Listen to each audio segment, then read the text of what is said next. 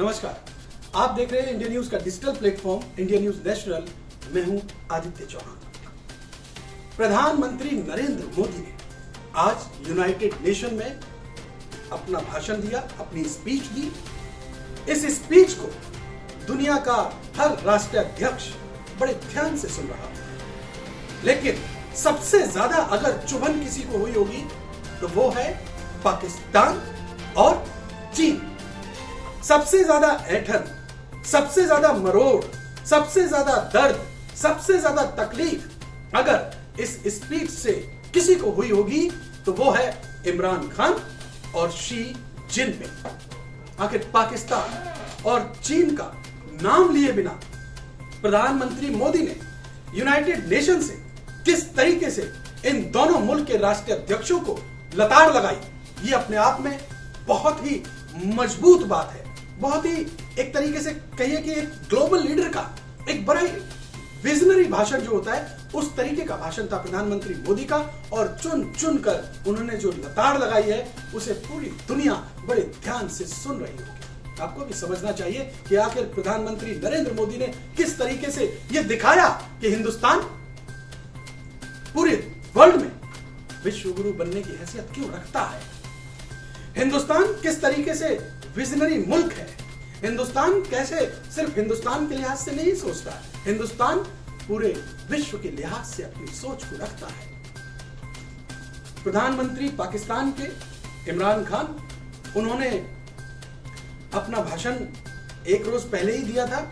हालांकि ये रिकॉर्डेड भाषण था, वो यूनाइटेड नेशन नहीं आए, लेकिन उन्होंने क्या कहा था? उन्होंने सिर्फ और सिर्फ कश्मीर का राग अलापा, उन्होंने बीजेपी आरएसएस को बुरा भला कहा। उन्होंने कहा कि हिंदुस्तान में अल्पसंख्यक जो है वो बड़े भय में रहते हैं, खौफ में रहते हैं। यानी एक जो दकियानूसी सोच होती है, एक जो छोटी सोच होती है, उस तरीके का भाषण, उस तरीके का वक्तव्य इमरान खान ने सामने रखा था। लेकिन आज प्रधानमंत्री नरेंद्र मोदी का वक्तव्य जब दुनिया सुन रही थी तो दुनिया को एक बात तो बिल्कुल समझ में आ गई होगी कि आखिर हिंदुस्तान क्यों बाकी मुल्कों से अलग है। प्रधानमंत्री नरेंद्र मोदी ने सबसे पहले हिंदुस्तान को पेश किया, बताया कि हिंदुस्तान किस तरीके से लोकतंत्र की जननी है, किस तरीके से तमाम धर्मों के लोग, जिस तरीके से यहां अलग अलग पॉलिटिकल पार्टीज, हर कोई बड़े तरीके से रहता है, सुख संपन्न तरीके से रहता है, अपनी बात को रखता है, अपनी बात को कहता है, और ये मुल्क डेमोक्रेटिक तरीके से चलता है। इसीलिए हिंदुस्तान लोकतंत्र की जननी है।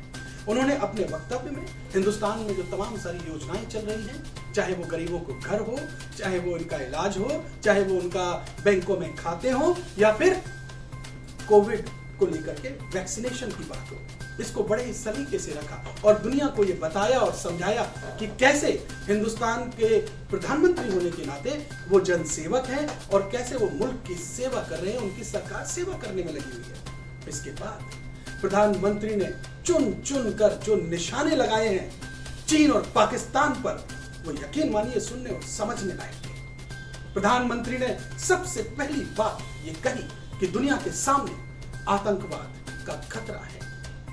वो मुल्क जो अपनी राजनीति के लिए आतंकवाद को एक टूल की तरह तैयार करते हैं, उन्हें चेत जाना चाहिए, क्योंकि ये आतंकवाद खुद उन्हीं के घर में आग लगाएगा। पाकिस्तान की ये एक तरीके से स्ट्रेटजी है कि वो आतंकवाद को अपनी विदेश नीति का हिस्सा मानता है। और सब जानते हैं, पूरी दुनिया जानती है कि तमाम सारे दहशतगर्द, तमाम सारे जो आतंकवादी संगठन हैं, वो पाकिस्तान की सरजमी पर पैदा होते हैं, उनको वहां पर नर्चर किया जाता है और उसके बाद यही आतंकी संगठन देश और दुनिया के अलग अलग हिस्सों में जाकर के आतंकवाद फैलाते हैं। पाकिस्तान इस आतंकवाद को अपनी राजनीति का एक टूल समझकर इस्तेमाल करता है। लिहाजा प्रधानमंत्री नरेंद्र मोदी ने पाकिस्तान का नाम लिए बिना उन्हें चेताने की कोशिश की कि इस आतंकवाद को मिटाइए, खत्म कीजिए,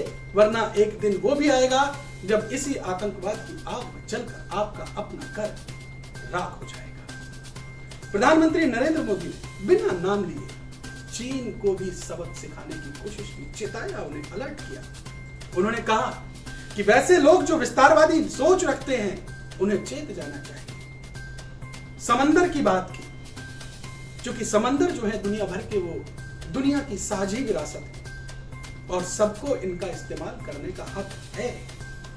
लेकिन साउथ चाइना सी में जिस तरीके से चीन अपनी दादागिरी दिखाता है, इंडो पैसिफिक रीजन में जिस तरीके से चीन अपनी दखलंदाजी बढ़ाना चाहता है, चीन की जो विस्तारवादी सोच है उस पर वही मार करते हुए प्रधानमंत्री नरेंद्र मोदी ने कहा कि हमें जो ये समुद्री रूट है इनका यूज करना चाहिए, इनको अब्यूज नहीं करना चाहिए। यानी एक सलाह और दूसरा चेतावनी, ताकि अगर कोई ऐसा करता है तो दुनिया के तमाम सारे मुल्क एक साथ इकट्ठे हो और जो लोग ऐसा करने की सोच रखते हैं, जो आतंकवाद फैलाते हैं, जो विस्तारवादी नीति अपनाते हैं, उनको करारा जवाब दिया जाए। प्रधानमंत्री यही नहीं रुके, उसके बाद पूरी दुनिया को इंतजार था कि प्रधानमंत्री मोदी आखिरकार अफगानिस्तान को लेकर के क्या सोच रखते हैं। एक ग्लोबल लीडर की तरह, एक विजनरी लीडर की तरह, एक जिम्मेदार प्रधानमंत्री, एक जिम्मेदार राष्ट्रीय अध्यक्ष होने के नाते उन्होंने जो बात कही बहुत ही सुनने और समझने के काबिल थी। उन्होंने कहा कि अफगानिस्तान के आज जो हालात हैं, वहां की जनता, वहां के बच्चे जिस कगार पर पहुंच चुके हैं, वहां से उनको आगे बढ़ाना, उनका पेट पालना, उनको उनकी जीवन की जो सुविधाएं हैं वो दिलाना और अफगानिस्तान को उसके ट्रैक पर लाना, ये सारी जिम्मेदारी देश दुनिया के बाकी मुल्कों की भी बनती है। इसके साथ साथ हम सबको, यानी दुनिया के बाकी देशों को, यूनाइटेड नेशन को ये जिम्मेदारी बनती है कि अफगानिस्तान का इस्तेमाल आतंकवाद के लिए ना होने पाए। ऐसे मुल्क जो अफगानिस्तान को अपने फायदे के लिए इस्तेमाल करना चाहते हैं, एक टूल किट की तरह इस्तेमाल करना चाहते हैं, और जो सिर्फ अपने फायदे के लिए अफगानिस्तान में दाखिल हो रहे हैं, ऐसे लोगों को चेताया उन्होंने। ऐसे कौन लोग हैं, ऐसे कौन से मुल्क हैं? ये मुल्क है चीन और पाकिस्तान, जो अफगानिस्तान में दाखिल होना चाहता है सिर्फ अपने हक साधने के लिए, अपने निजी फायदे के लिए, न कि अफगानिस्तान के विकास के लिए। प्रधानमंत्री नरेंद्र मोदी ने यूएन को भी बहुत करारे शब्दों में ये कहा कि यूनाइटेड नेशन की विश्वसनीयता पर भी अब सवाल खड़े होने लगे हैं, साख पर सवाल उठने लगा है।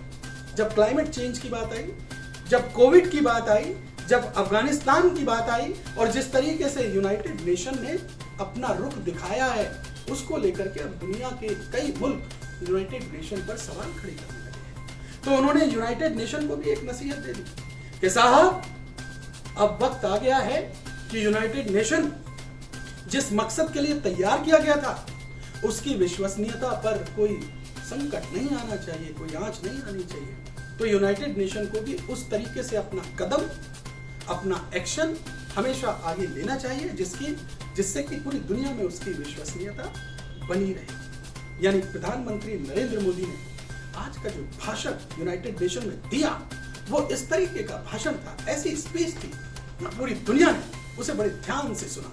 और आज की रात यकीन मानिए, इमरान खान और शी जिनपिंग एक बार नहीं, मोदी के इस स्पीच को बार बार उलट पलट करके एक बार नहीं 1000 बार सुनेंगे। ऐंठन होगी, मरोड़ होगी, दुख होगा, तकलीफ होगी, परेशानी होगी, और फिर नई रणनीति में ये लोग उलझ जाएंगे। लेकिन उलझने से पहले इनको प्रधानमंत्री नरेंद्र मोदी की वो बात बार बार समझ लेनी चाहिए कि अगर विस्तारवादी या आतंकवाद के रास्ते पर जाओगे तो अपने घर, अपने हाथों खुद चलाओगे। बराबर इस पूरे स्पीच का जो विश्लेषण था, हमने आपको बहुत ही सरल तरीके से समझाने की कोशिश की। उम्मीद है कि आपको समझ में आया होगा, और इस पूरे विश्लेषण पर आप अपनी राय क्या रखते हैं, प्रधानमंत्री मोदी के इस स्पीच पर अपनी राय क्या रखते हैं, आप हमारे कमेंट बॉक्स में जाकर के जरूर लिखिएगा, जरूर साझा कीजिएगा, और हमारी इस जानकारी को ज्यादा से ज्यादा लोगों तक शेयर कीजिएगा। आपका बहुत बहुत शुक्रिया।